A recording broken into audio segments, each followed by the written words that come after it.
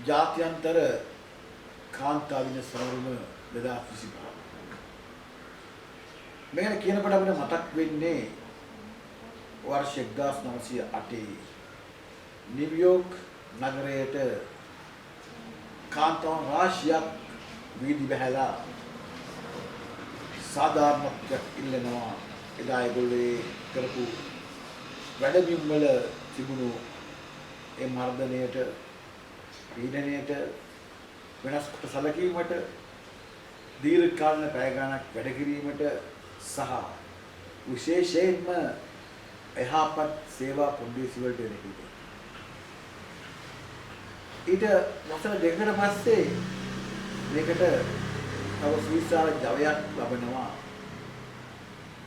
German federal පක්ෂයේ Clara සෙඩ්නික් සහෝදරිය මේකට මූලිකත්වය අරගෙන ඉදිරිපත් කරන යෝජනාවක් මේ අන්තර්ජාතික කාන්තා දිනයක් පිළිබඳව කොපන්හේගන් සමුළුවට. ඉතින් අනතුරුව තමයි 1911 දී නිල වශයෙන් එදා මාර්තු 19 වෙනිදා කාන්තා දිනයක් ප්‍රථම වරට ලෝකේ සමරනවා. ඉතින් අනතුරුව තවත් අවුරුදු දෙකකට පස්සේ යම් හේතුන් මත මේක වෙනස් වෙලා මාර්තු 8 වෙනිදාට සංක්‍රමණය වෙලා එදාට අපි දක්වා මේක නොකඩවා සමරයි. අද අපි බැලුවොත් මේක 1911 සමරුවා කියලා බැලුවොත් මං හිතන්නේ දශකයක් පහු කරලා ටිකක් කාලයක් වෙනවා. ඉතින් අද අපි ඔබ සැමට ආයාචනය කරනවා පොඩක් ආපහු හැරලා බලමුද එදා ඒ කාන්තාවන් නිව්යෝර්ක් නගරේ පාරවල් වීදි බැහැලා ඉල්ලපු ඒ සාධාරණත්වය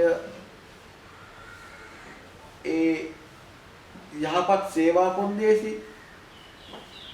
වෙනස් කොට සැලකීම විවිධාකාර හිංසනයන්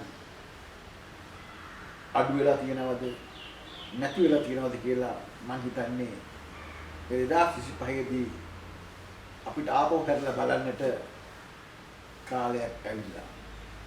ඉතින් එදා සිට දක්වා මේ කාන්තාවෝ යම් දේවල් මේ පිළිබඳව දිනාගත්තා මිසක් නිකන් මොකුත් ලැබුණේ නැහැ. ඉතින් එහෙනම් අපි ඔබට ආයෝජනය කරනවා මේවා දිනා ගන්නට එක් විමු පෙළ ගැහෙමු. ස්තුතියි.